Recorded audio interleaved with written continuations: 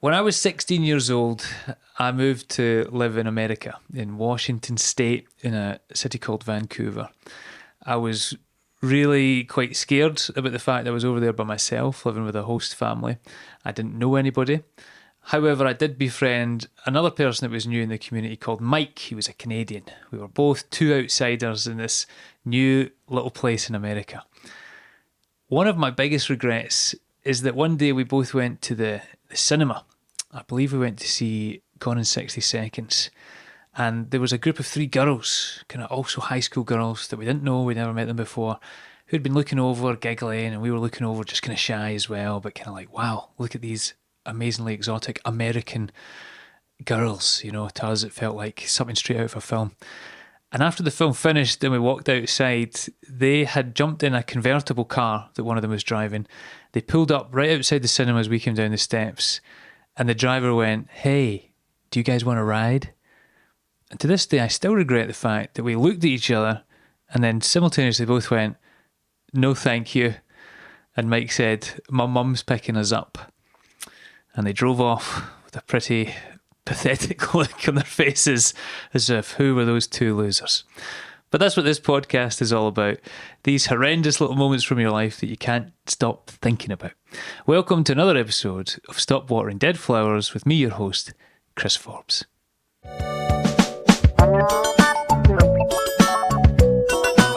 Stop watering dead flowers. I'm delighted to say this week we have one of my oldest friends in comedy and a fantastic comic and writer in his own right. It's Jim Smith, ladies and gentlemen. Hello. How are you, Jim?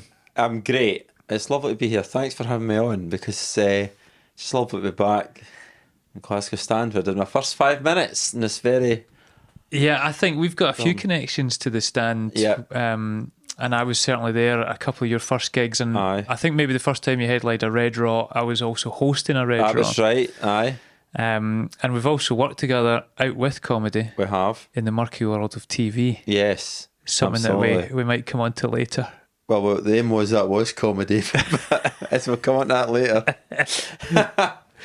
I always like to start off by asking my guests, in terms of what we're going to be speaking about today, how are you at letting things go when something happens in your life that's really regrettable or embarrassing? Do you hold on to it, or are you quite good at letting it go? No, I'm pretty bad. I'd go over the scenario about 20 times in my head. I'm a terrible overthinker, actually. Perfect for this podcast.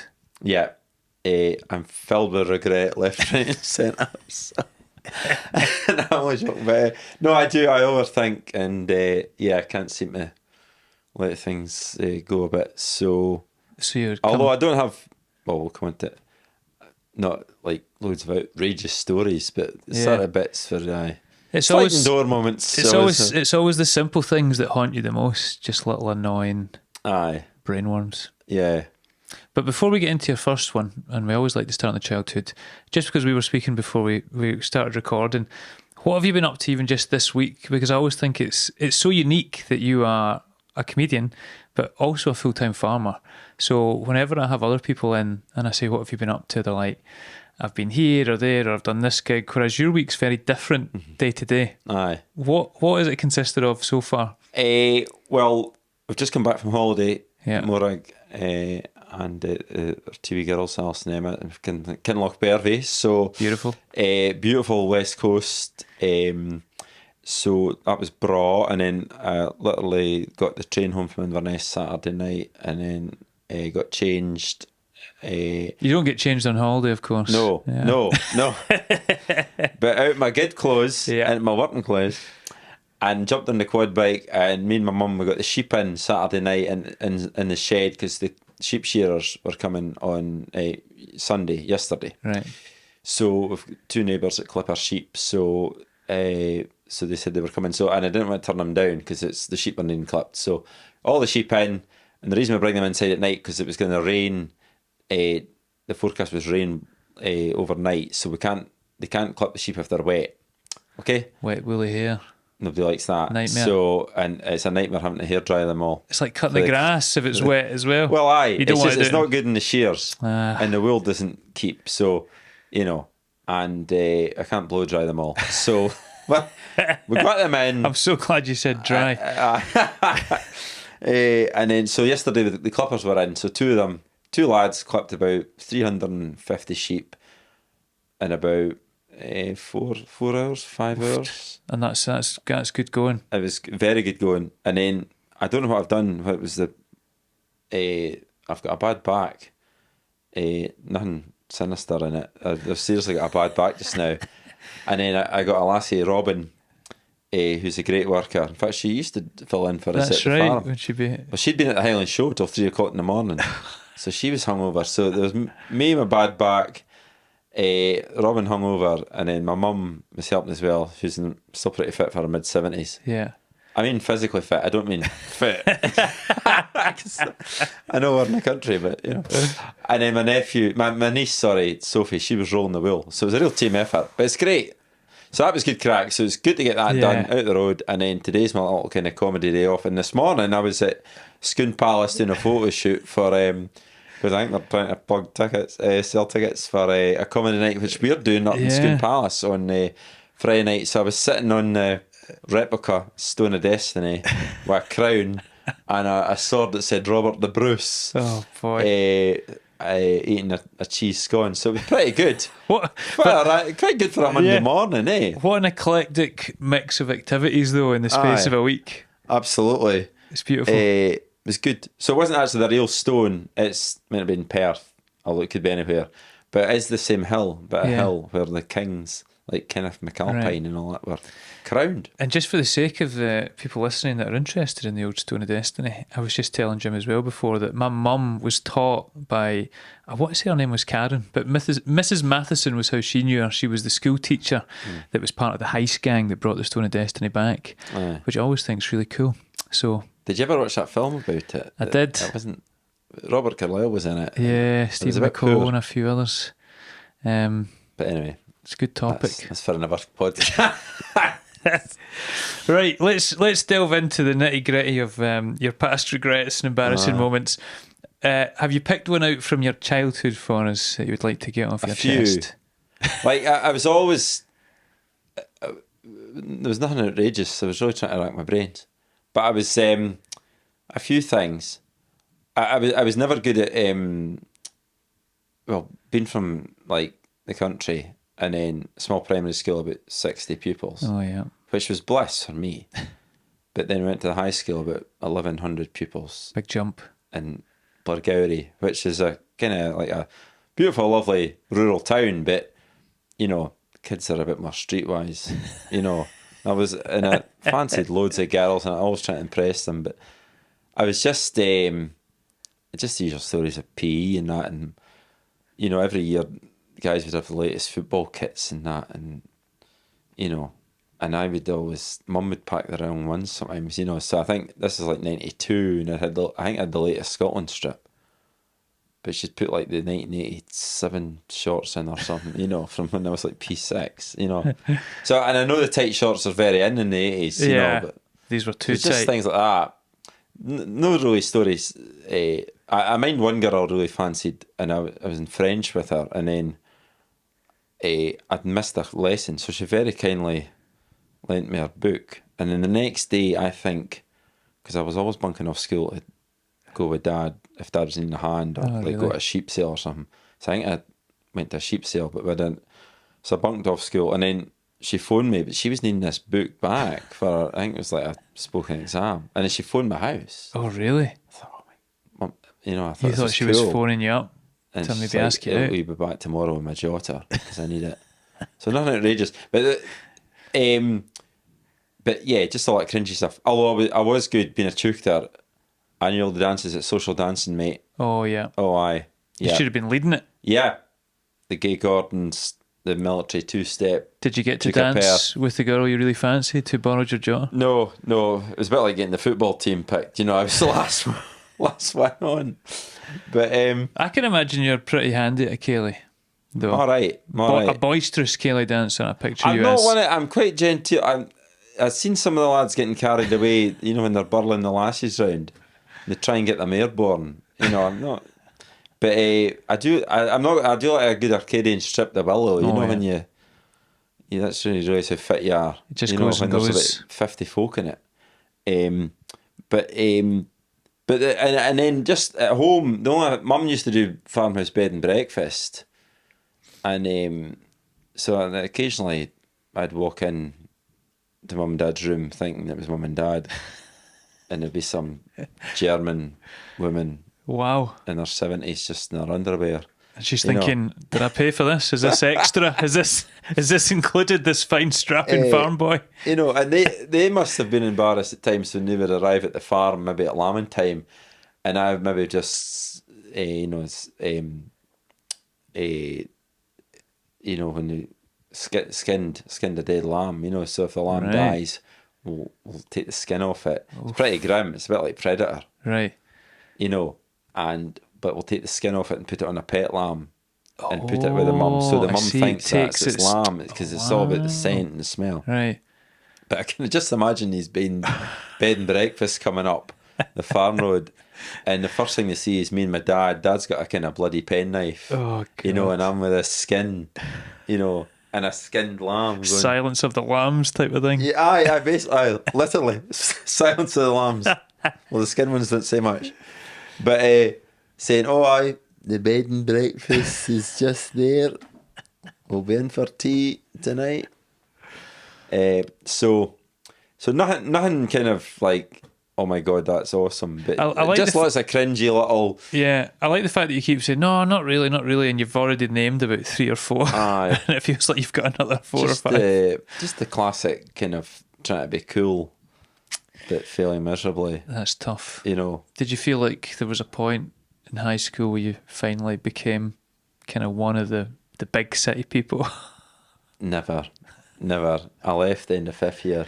I should have went in 4th year, but I stayed on to get my one higher Right. that let me get to agricultural college. Which one do you need for that? It could have been geography. Geography. Aye, because that's the only way I could find my way to Aberdeen. But that just, and like craft and design I loved. Oh, aye. It was great. But in my 4th year project, it was a stool, a 3-legged stool. Right. Again, a stool you sit on, I think all stools are 3-legged. not a poo. Oh, right. Some are 4-legged, but a 3-legged one will never cope. You know that? Oh. Anyway, and I was getting towards the end of term, and I was always keen to get away home to plant tatties and things. So I'd made the actual legs and the actual seat, but then I never went back to pick it up. Never finished it. I think that's probably what's the word? Symbol of my life. Wow. I've got good ideas, but never seem to see things through. Finally, Is there a chance that the stool is still well, I don't know. I was fortunate enough. I got asked back right? a few years ago. I think it was pre-COVID to present the prizes at the Blairgowrie High School, which was a real honour. They said, "Come back to this school that you couldn't wait to leave, and please." The was a school bit you were, like, you the know school that- you were always 'cause bunking off. Couldn't wait to leave. Should have left earlier. It's like when Father Ted got his award. Now into Liars and Cheats. So And that that's where I got this shit kicked out of me right there. that must have been quite trippy though.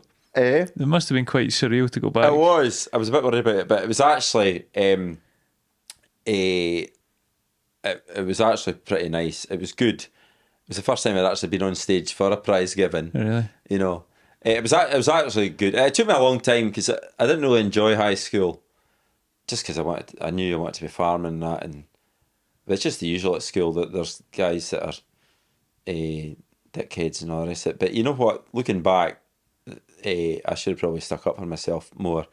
Looking back, it's just kids, just kids. So What a guy. it's fine. But it took me a long time to actually gig locally. Yeah.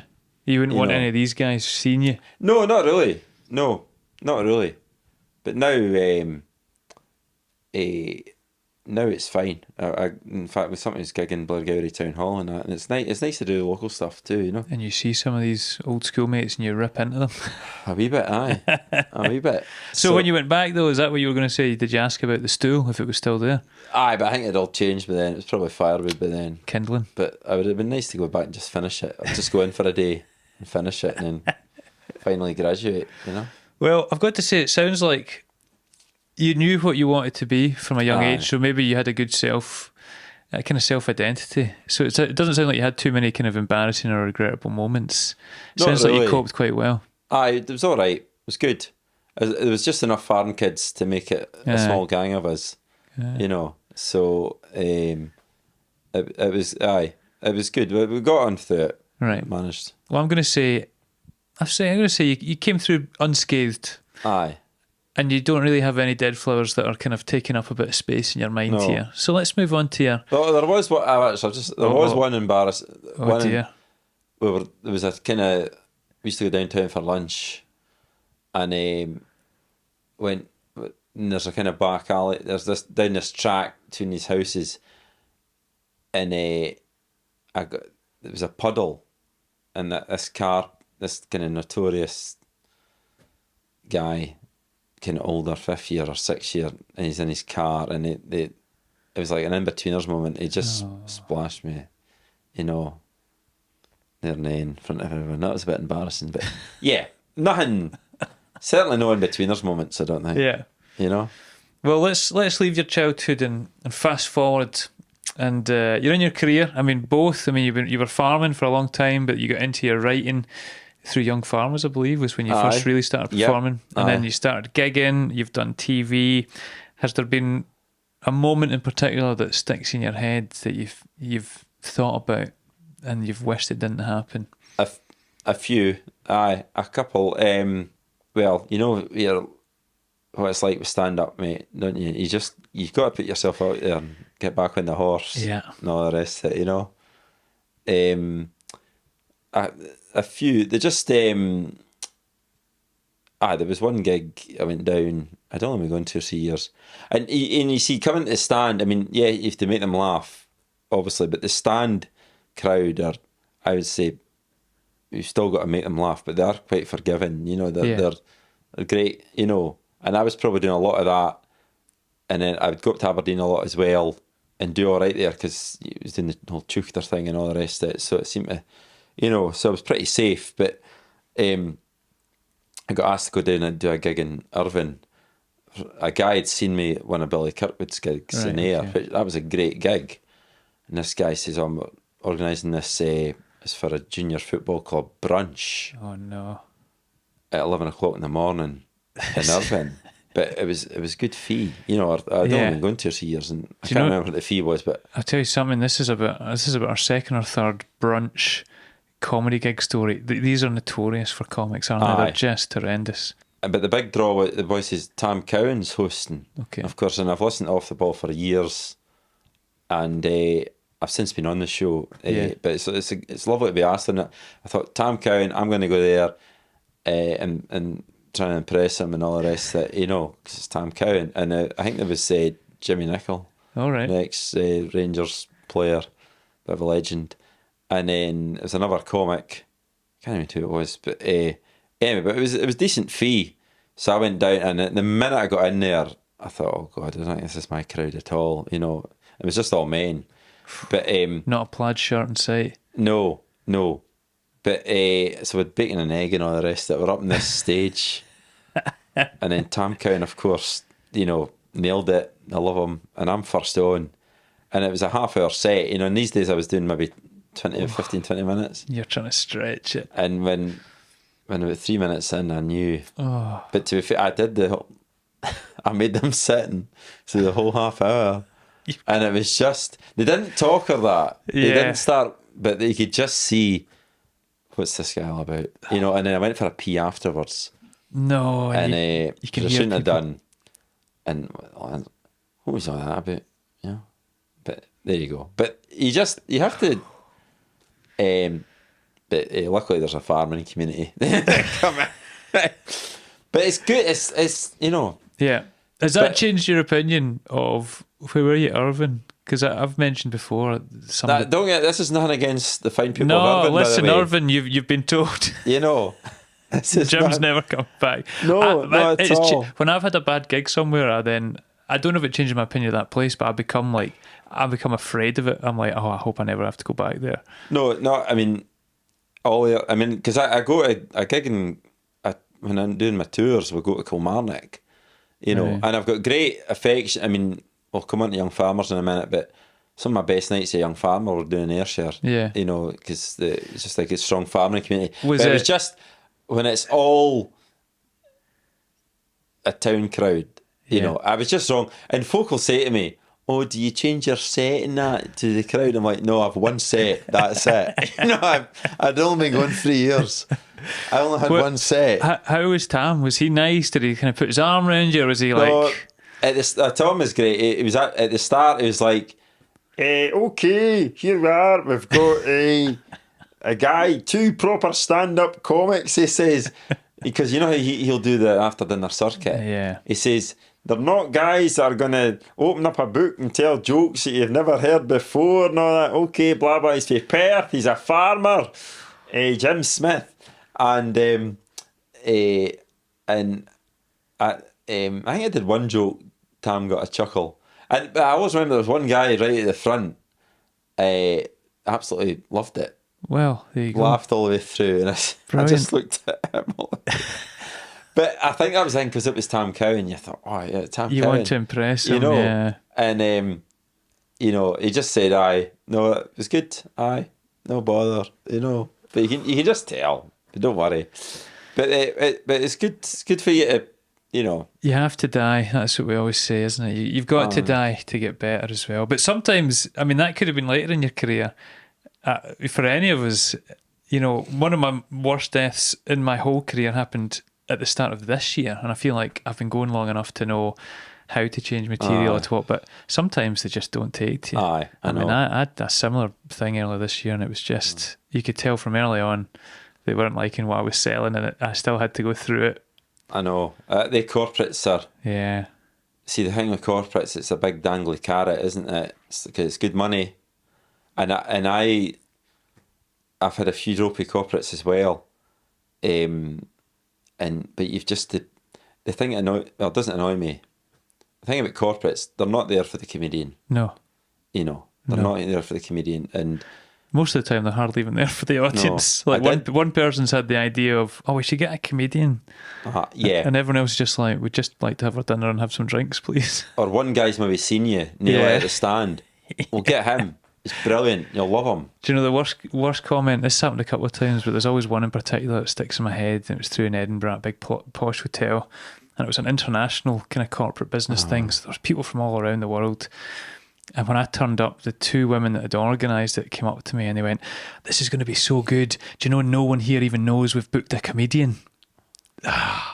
I mean, they thought that was like something really, and I was like, "That's the worst thing you want to hear as a comic." I know. No one knows that I'm about to stop their fun and stand in the corner and talk to them for 20 minutes. I know.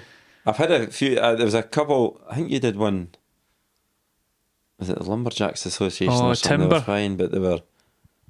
Yeah. I think they'd maybe they'd been on the booze. In the minute you walk into these corporates, and there's a bucket full of ice and about 20 bottles of Budweiser in the middle, and predominantly all men, and you think, oh God, are we going to get on here? But then I've done another one. I did one. It was the Insurers Association, Glasgow Insurers Association. Big shout out to the Glasgow and Insurers. They were lovely. Yeah. They were great. And I almost, because I'd had a run of kind of dodgy corporates, and it was almost at the end, I kind of opened up to them. I said, "You guys, you've been great. You've restored my faith in comedy." But that's the thing with it, because they're big pairs, Yeah. and It's horrible. but because you'll know Gary Delaney, who Yeah. we both gigged with. He's great, and I would love to do. I'd love to do one-liners like him. He's told me he used to get paid up front at these gigs in cash, Right. and he'd put it on an envelope. Say he did probably on like $1,000 or a couple of grand, even in the early days, and he'd wrap it all up to an elastic band, have it in his pocket. So when he was down on his arse, if Gary Delaney ever did, he would just He could put hold his it. hand in his pocket and say, in 20 minutes I'll be out of here. Yeah. A couple of grand in my pocket. Who cares? good. Who cares? I'll have to start you doing mean- that. Do I feel like we're just having a great chat now about gigs, but in the same vein, Do you know that thing of sometimes you don't want to get paid before you've done the gig Aye. because you feel like you'll curse it? Aye. You turn up to some of these gigs and people will say, "Oh, do you want the money?" I'll say, "Oh no, if I take the money, I might have a bad gig," type of Aye, thing. aye. Well, I got to tell you, the gig I was talking about earlier, where I really died in my hole at a corporate, they'd come up to me before and said, "Do you want your money?" And I said that kind of half joking. I went, "Oh no, there's a kind of thing. If I take the money, I might have a terrible gig." They must have been thinking, "God, how bad would he have been if he took the money?" Because it was so bad. But you got paid, yeah. They See, now you begrudgingly get backs, handed it you over. see. You get backs. Yeah. I know. Can I just say for the record, Irvine's a fine place. I've nothing against the people of Irvine. It was just the wrong crowd for me. Yeah. Oh, You well, that's know. it. No two gigs are the same. No, absolutely. And, you know, we've got, it's good. It's good for us. But I actually, I need to, because as much as I enjoy doing my rural humour, even being back here, I need to get back down to Red Rose and get a more kind of set that would suit any crowd, you know. Yeah. It's good for you to push yourself. Get out your, what's safety zones? What's Yeah, it? comfort zone. Comfort zone. You need to get something that fits a brunch time youth football Yeah. group. Yeah. That's Well, the dream. You know, and, well, my Celtic Rangers stuff's pretty limited because it's a big St Johnstone fan. At least that way you don't offend anyone. You know? Well, again, it feels like you've had the kind of typical thing with comedians, maybe a couple of bad gigs, Aye. but they don't seem to haunt you too much. You seem No, like no. It's like, I think the comedy, it's like that. you have to be able to you just have to- keep going. It's good.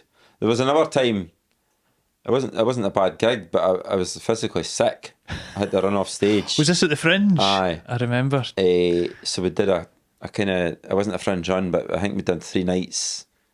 It was with the start. It was the new Town Theatre Yeah. in Edinburgh. Beautiful place. Okay, and it was just Morag, God bless her, she came up with the idea to do farm tours. Right. We were doing farm tours on the farm, just a bit of extra diversification. So we had a whole weekend of them, like 2 tours a day. And I don't know if it was a bug from the kids or that, but we did. And say it was but I was doing farm tours Saturday, Sunday, and then doing the gigs this Friday, Saturday, Sunday night, you know. Aye. And I think the Friday night went fine. Was it the Saturday night? I can't remember, but I remember driving down, going over the Forth Road Bridge, thinking, God, I just don't feel 1,000,000% here, you know. You know, and I got to and I don't think it looked that bad, but it was Sarah Watson. Yeah, I remember who her was telling me organising that it. you looked white. And I walked as a in, sheet. and I thought I looked fine. And I'm like, yeah, I'll be up in the... I said, any paracetamol, Sarah? I just need something, you know. And she's like, which end's it coming off? Kind of. And nothing had happened yet. And then during the sound check, I absolutely... I had to run for the bin. Oh, really? And this is like half an hour before the gig. But you know that rush you get after you're sick? You feel great. Yes, you think For about it's 10 fine. minutes. I'm Yeah. like, no, we're going to be fine. Because she was ready. She was like, do you want me to pull it? Yeah. I said, no, don't you dare. You know, to be fair to Sarah, she was like, right, okay. And we had a wee rehearsal, with a bin run. And the staff are great, by the way. And with this, you know. If on something should happen. stage. And got through, it was an hour set, and got through 40 minutes. I was feeling fine. And then I just started to, it got really hot. Oh, no. And then I just remember, and I just said to folk, no, I think I said to Sarah, I just said to the audience, fucking hot in here. I said, no. And I just opened up to him. I says, look, really sorry, folks. I'm just feeling a bit dodgy a minute. I said, give me 1 minute. and me being a bit of a diva, but then I had the Madonna mic. Luckily, no. the guy was cued to switch it off because I Jeez just Louise. made it off stage, emptied my guts. The guy didn't. Sarah's like, get the guy to do an announcement. Say you'll be back on in 5. Wow. We drink of water and back on and finish my set. What a guy. And I probably got the best reception ever did. I bet. You know, wee sympathy clap. Oh, look at him, keeping them going. There he is. Do you know, There he is. I mean, commendable though that you went back on and finished your set. But I must say that the drive home was horrendous. dear. And Sarah before said I should have booked it in a hotel, but I had to get home for the next day. and I thought it's only an hour's drive, but it was. Yeah. I shouldn't have been driving. I felt awful. Just sore head, and Yeah. it wasn't good. But we made it. Sarah, the tour manager, I should say, for the sake of any listeners that are thinking, who's Sarah? Why is she playing such a pivotal role? Well, that's because she does, doesn't she? She's a good she's tour great. manager. What I was going to say was, that sounds like obviously you were genuinely sick. You were sick before, you were sick during. But I remember a comic who should remain nameless, why not? She once said that it's a great way to finish a gig. Like, say if you're having an awful gig, like we were talking about at corporates and stuff. She said if you're really having a bad gig, and then you feign illness and go, oh, I'm so sorry, ladies and gentlemen, I'm just not feeling too well. Can I just go off for a second? And then like a minute later come back on and be like, I'm going to continue. The audience are like, oh my God, yes, so amazing. good, well done. So a wee trick of the trade. I don't believe anyone but well done. Aye. Awful. No, so, but it was all good. It's all good fun. The mic turn off was crucial, I feel.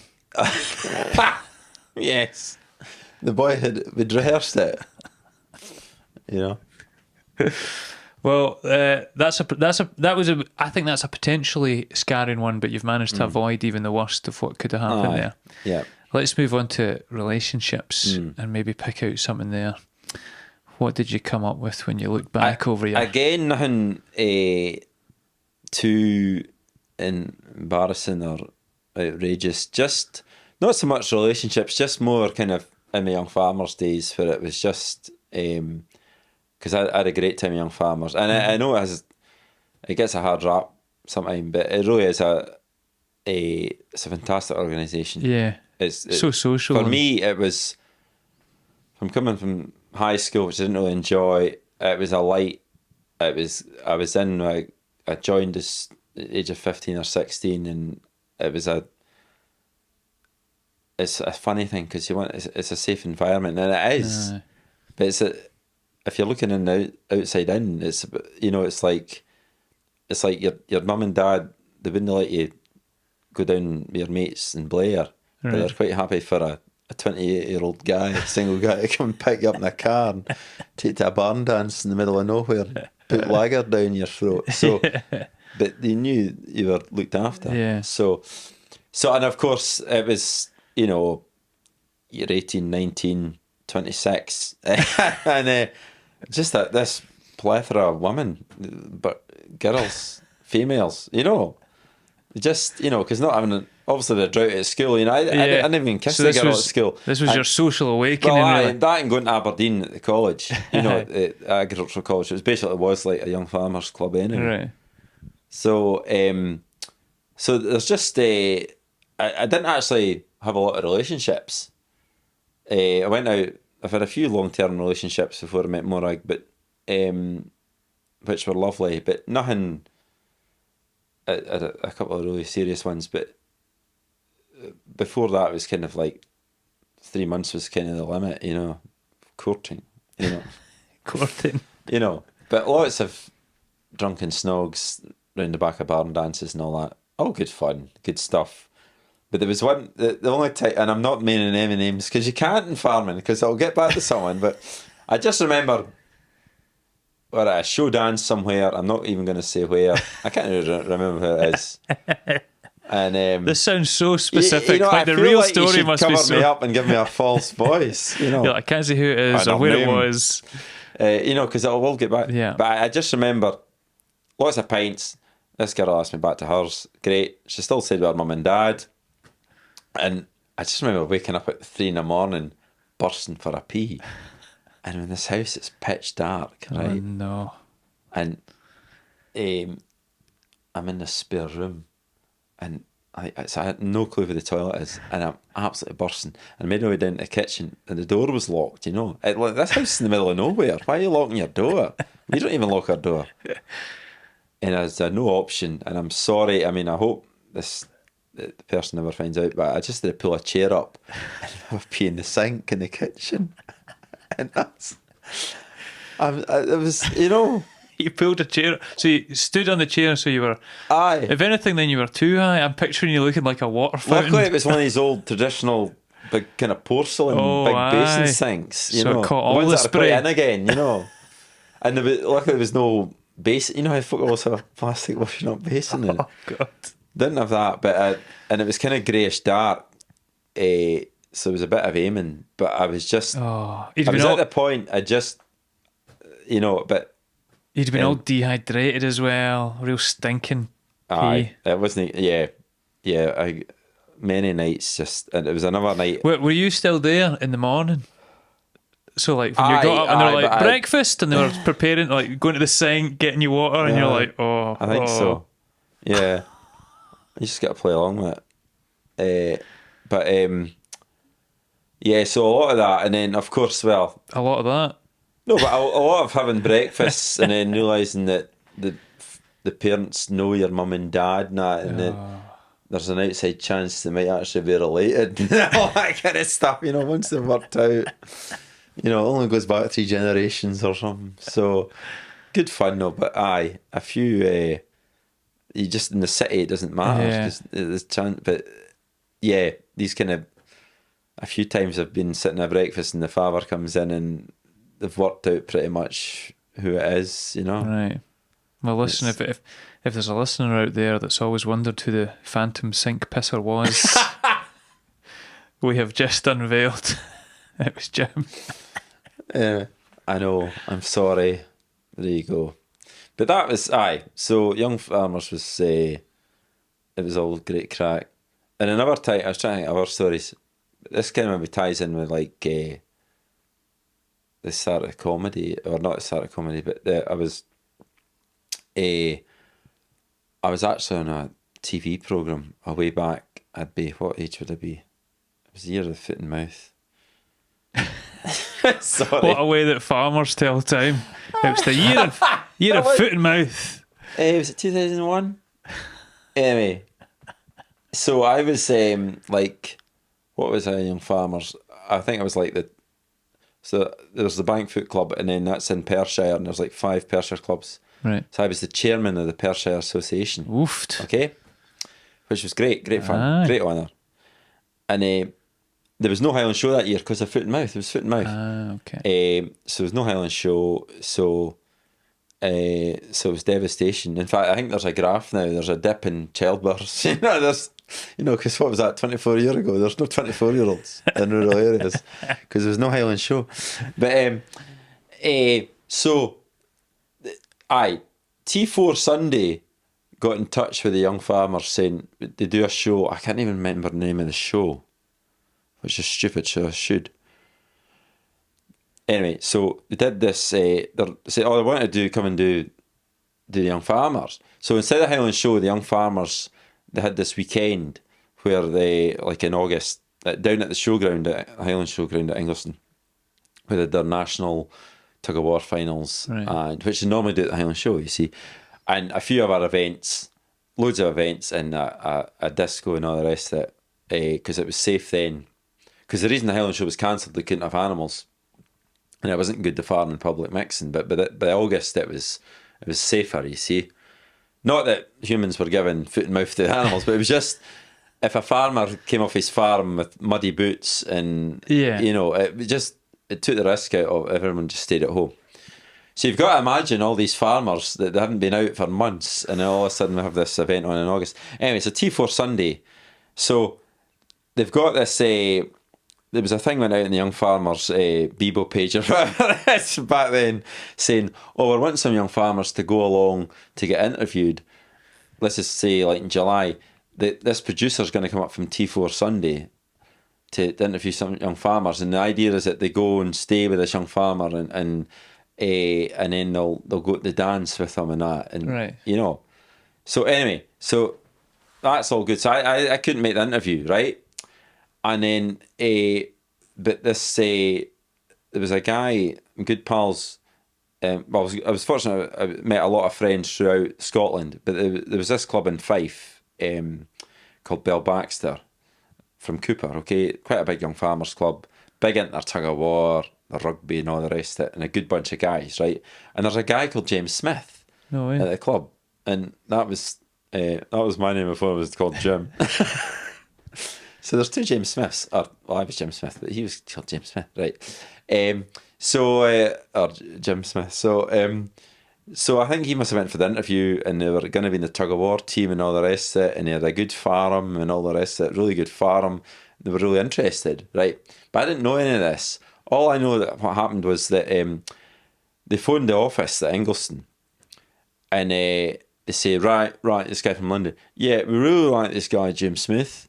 We want to come and do the, he's going to be the guy we're going to focus on. We're going to go to the dance and that. So the office phoned me, said, oh, Jim, they really like you. They want to come and do you. And me being, this is pre-stand-up, but obviously, TV, yeah.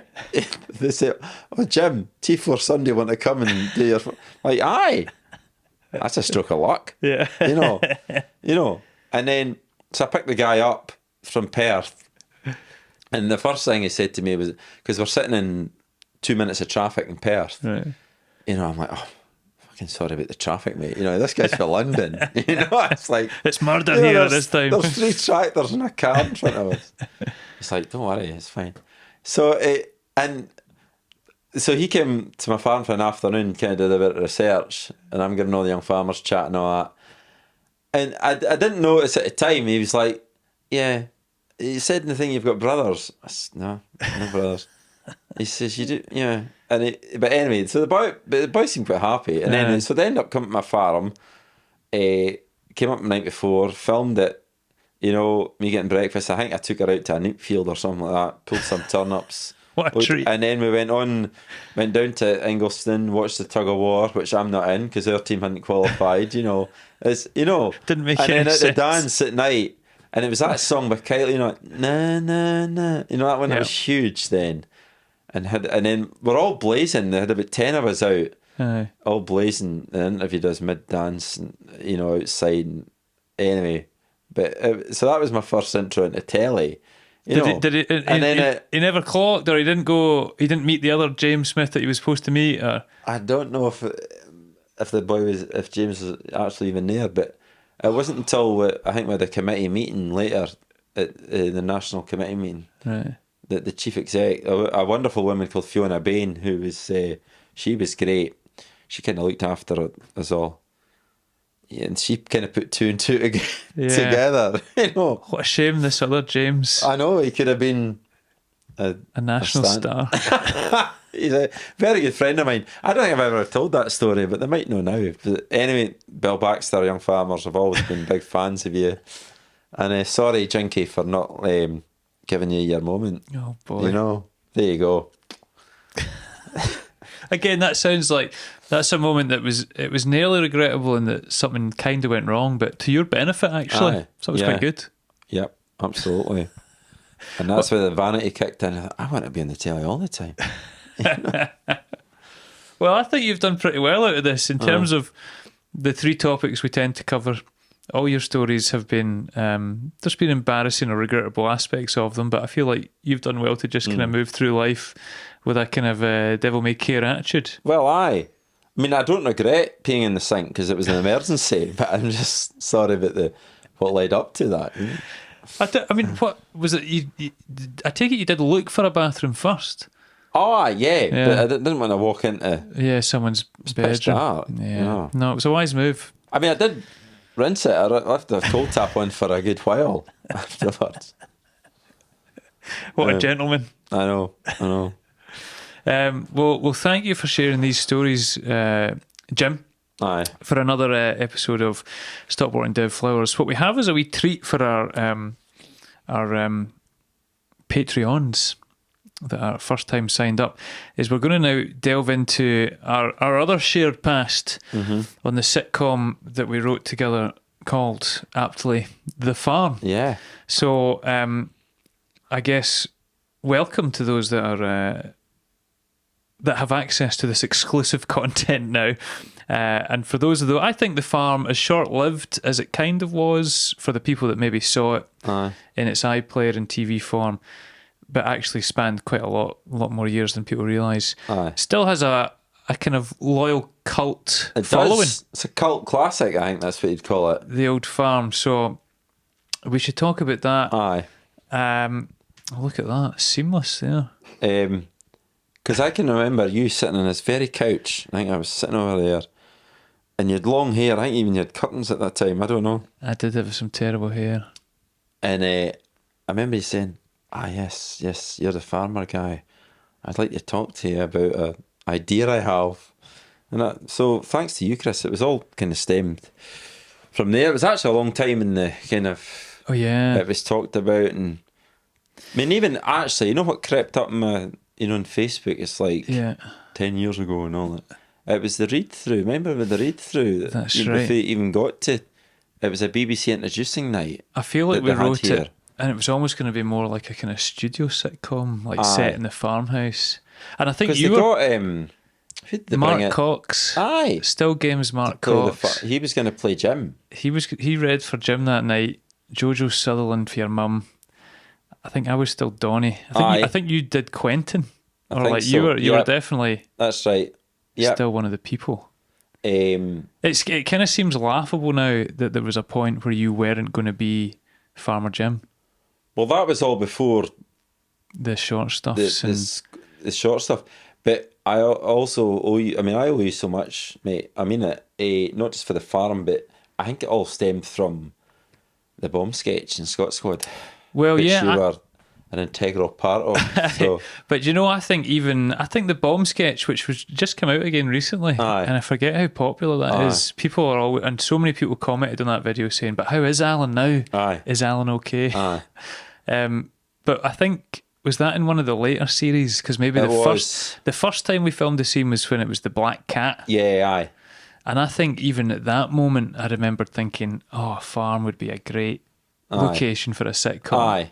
And I think that planted the seed working with you on that wee sketch Yeah. we did. So I think that's what got the ball rolling, and then I think because from the bomb sketch, then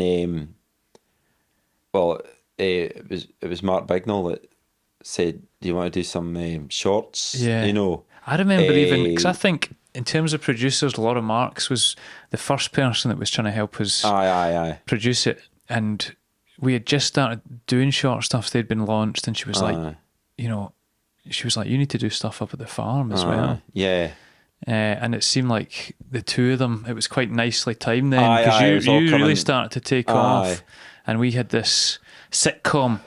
Aye. But it did. I mean, I don't know what your memory is of it as well, but I remember at first, certainly working with that producer, it only went so far, and then it was actually quite quickly. Yeah. It felt like it wasn't going to go anywhere. Yeah. I got shoved in the drawer. Yes.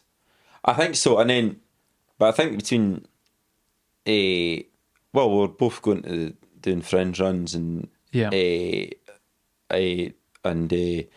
Scott, your presence in Scott Squad, Scott Squad was really coming strong at that point. And you came back into it a few times as well. And then, but I think maybe the likes of the Farm Diaries, like the Hot Sketch and the Lambing Diaries, it did. So, and it's funny as well. Owen Bell grabbed it and thought, let's. I think it's funny how I think even if you don't work in TV or in the industry at all, you probably hear people talking about that idea that there was a script or an idea that sat in a drawer for a couple of years, but that really did happen with this. Because after that first kind of maybe year and a half or 2 year development, it wasn't going anywhere, but then all of a sudden Owen came aboard and they were looking for regional commissioning, and we said, what about the farm? I think what helped us as well that the BBC were maybe keen to try and do something outside the central belt a wee bit, so they keep saying as well. Well, aye. But so I owe you so much, Chris, because I mean I know it maybe we didn't get the farm to where we wanted it to be, but it was a great experience just writing it and seeing it all filmed. And not at all. I think if anything, because people might think this is off topic, but in many ways it's still one of my kind of dead flowers, because I still sometimes think about how cool it would have been if we'd managed to keep making it. But we did get to achieve, when you think so many people try and get things commissioned, and it's more difficult than anyone realises. And I think we learnt that the hard way. I think the thing that I realised that is really writing for television. It's not like writing for your stand-up where you can just chuck stuff out. There's so many people that have a say in it. Because you were you were so good at writing the, say 75-80% of the. You may as well tell folk you really wrote the base of the script, and I kind of maybe helped with the technical stuff or helped add it, but You'd actually make it you funny. did a power of work. Yeah, I would write just a frame, but I'd be like, what actually happens on a farm, Jim? Aye, so It was a great partnership for that. So we had to kind of agree and get a script, and then I had to go to producers and commissioners. So I had to get all red penned and start do bits again. But you were great at being able to turn stuff around. It took me a long time to realise I couldn't. I'm terrible if somebody says write me something funny by 12 o'clock today. Yeah. I found that quite hard. It's the craft and design stool all over. It is. That's going to be my next tour show. But I got to tell you, we're saying, oh, maybe we didn't get to where we wanted to with it, but it spanned maybe 5 or 6 years. Aye. We got to make 2 series on iPlayer, the kind of mini series, 2 30-minute specials for TV, and working on that for what we did get to do was immensely enjoyable. Aye. Oh, and the fact fun. that you get to work with a mate and we're working on something that's there were so many funny aspects, and when I look back on it in its earlier iteration when we really had no budget, we filmed them up on your farm. Aye. I'm sure a lot of people probably know that, but filming on your farm whilst you were also in the show, the main character, was hilarious. Aye. Because I think the production team realised quite quickly that he's actually still a farmer 24 hours a day, 7 days a week. Yeah. So sometimes we'd be in the middle of a scene and you'd be like, I just need to nip and go and get this baler, and you'd have to like run off set, and then we'd see you coming back over a hill with a tractor. Well, I think that was the first day. Yeah. I had to go and swap the baler with a wrapper, and so I disappeared over a hill for 10 minutes because it takes a while to do that, and Owen's like, why is he not coming? TV, the sets are like so tense, and people are schedules and timings, and that's what I realised. they were integrating with an actual working farm, which was hilarious to see. But they were learning about farming, but I was learning about the whole set of what's your call page, sheets and your call sheets, but what's your page? The sides. Yeah.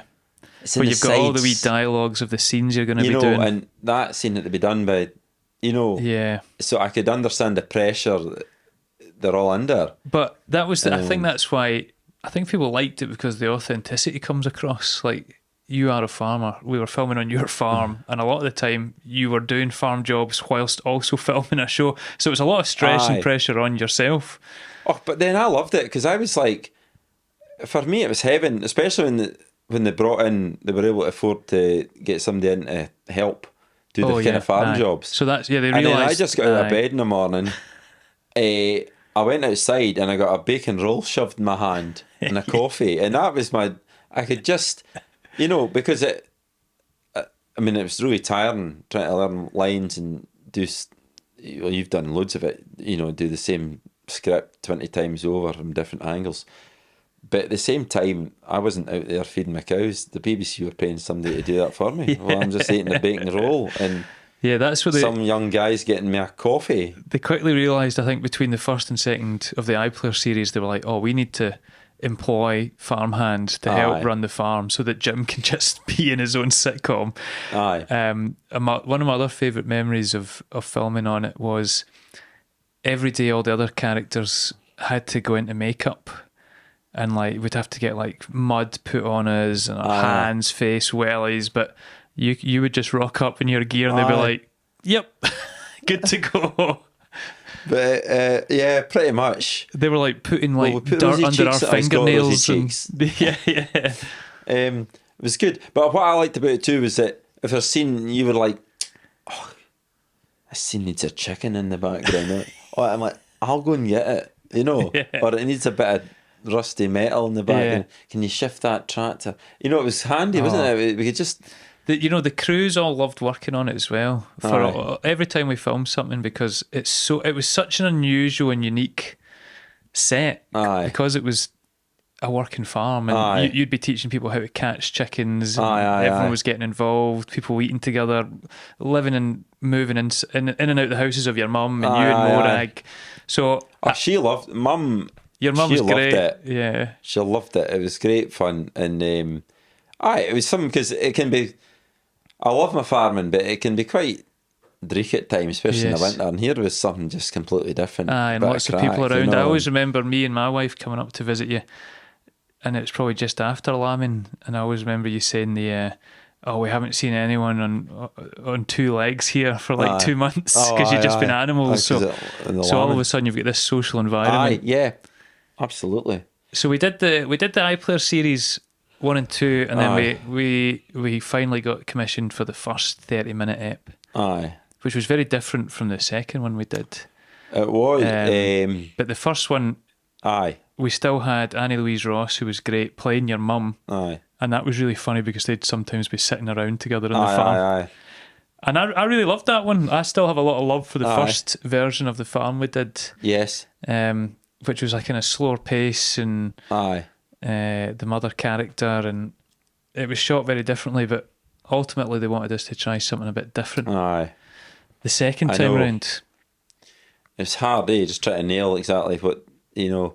But no, I'm very proud of it as well. And Annie Louise Ross was great because, you know, she was obviously of the obvious choice. yeah. And I mind her saying, I think I only got this because she knew how to drive a grey Fergie or something, because she was also Granny Island on That's Katie right. Morag. Yeah. But I don't know if you're a fan of Shetland. Do you watch Shetland? Do you know what? I've yet to watch it, but I'd love Right, to. because I'd never watched it, right? And then Morag watched the pilot episode like at Christmas time past there Right. on iPlayer. She's there. She's like, this is pretty good, you should watch it. Well, all January we binge watched all Aye. 5 or 6 series. And Annie Louise Ross appears in it as Jimmy Perez, he's the main guy. Right. Is this his mother on living on Fair Isle, which is, you know, halfway between it's pretty, this little island near Shetland. Anyway, so she appears in that because she's this hardy islander. Yeah. She's the go-to woman, Yeah. and then she dies in it. Right, the next series. Spoilers then for any 2 listeners. series down the line, sorry, she reappears as a completely different character, but again, an older, hardy crofter woman. I'm like, she's a great actress. She's so Very- good. But there must be somebody else. Oh, boy. And avid fans like me are like, oh, wait a minute, she was Jimmy's mum. Yeah. But she's great, and I actually saw her went to see her. She was in the Panto at Dundee a few Yeah. years ago, and we were sitting in the front with the kids. Oh, So she brilliant. came backstage and talked to us. But yeah, so it was. I think I remember the last one. I tried to make. I wanted it more like my. I thought it was funnier if it was kind of more Aberdonian. Yeah. and, more 'cause I aligned thought with that's what the, folk wanted out of the old. from the short stuff, the Farm short Diaries. stuff. And we tried to like align the two. Yeah, And then, No. I mean, Annie Louise Ross would have definitely have come back, I believe, had we got to make a series as the mother Aye, character. aye. But for the sake of making it, what they were kind of looking for was something a bit faster and aye, a bit more wild. The Aye. decision of, well, if there wasn't a parent around and it was just siblings on the yeah, farm. aye. So we got the brilliant Karen Fishwick in Shit, it's so much good fun to play her work with her. sister, and she loved it. That was She was- great. That scene when we were all wrestling on the straw and that. She was great. She was. Do you know there was a time, maybe it was the very last night filming we'd wrapped, and we were all just sitting about having a wee beer and a wee bite to eat, and there was a wee pause and she just sang that beautiful folk song, like Oh, a I remember cappella. that. I'm like, get the cameras on that now. It felt like, I could've- what a special moment before Aye. this show really goes worldwide. It was great. It was good. The only thing about that episode was that I think we just had the birth of our second daughter, Emma. That's right. Oh, 2 weeks before, and You it were was shattered cesarean as well. section. Sectarian section. I'm gonna let that joke down. Caesarean section. So it was all hands on deck there. So poor Morag for a week, I wasn't really available. But and then we all got sunburnt that day up in the That's hill. right. And randomly with it's like that film. It's like that program with it. Tedious comic connections. Andrew Tate, dodgy name. I know, Andrew Tate, the fine actor. he used to come in. He was in Murthley, the neighbouring village. So he used to come and pick tatties as a That's child. right. I hadn't known until he said, on the farm, and here he is back being a fantastic actor. Brilliant. Because he was also, he came into Scott Squad Aye, in the last series and he was great. he was something else recently too. I think he was in Shetland, but he's in the last episode of Shetland. But so it's all good. But yeah, two different. It was good working with. I mean, I still like the Anna Louise Ross and was it The Factor? And, Yes, Billy Mack. They'd had was a great. fling years ago and all the rest of it. So And the second 30-minute episode as well, we got to work with Niamh McEwen. McEwen. who is So that was great. Kind of caught her on the way up. We trained her, and now she's training. Since she's dealt with us, She's she can work with award-winning anyone comedies now. So that was great. She was good. A good young team, and yeah, it was a special time. I think we got to work on it. Yeah, absolutely. And fair play to the BBC. I mean, they really stuck. They could have said after the first one, it's nice, but Well, they tried, didn't they? They were like, try again. It's not quite right, but keep trying. Yeah. So big Steve Canny and that. I mean, fair play to them all. I mean, they just, and it made me realise how much work goes into it all. And when they say yes, we're going to do it, they really fling it. And with great help and support. So it was good, but just it was such good fun, and we've always got it. But it's a shame it never went to series. But a great learning curve for me. Not me as well. Just fun getting to work with you and chill out, and we'll revisit try it. and think, mate. One day we'll do it when we're old farmers. Oh, absolutely. Anyway, well, we might thank get a you. spin-off out it. I don't know. Donnie goes to town or something.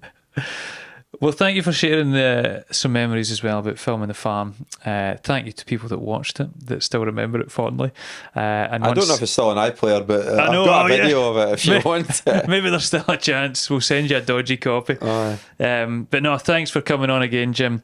And all the best. Have you got tour dates coming up? Is that next one set in stone yet? Nothing official yet. I'm just trying to get enough material together to give a half-assed hour show. No, I'm trying to write stuff. We're writing stuff for next year. Aye. So that's why I'm needing to get my backside back down here and really get some stuff thrashed out, Great. And we'll be on the road next year. But it's always a pleasure to come see you, chill out in this wonderful. I've nothing but happy memories of this room. You know how excited I used to get even when I was doing like a 10-minute slot or something. It's great. It's to get these butterflies. It's great. Thank you very much. You've been listening to another episode of Stop Watering Dead Flowers. A big thank you, as ever, to the wonderful Stand Comedy Club who let us film here. Big thank you to Sean Stables there behind the cameras and the audio recording. Big thank you to Chris Thorburn, wonderful editor. We'll see you next week. Stop watering dead flowers.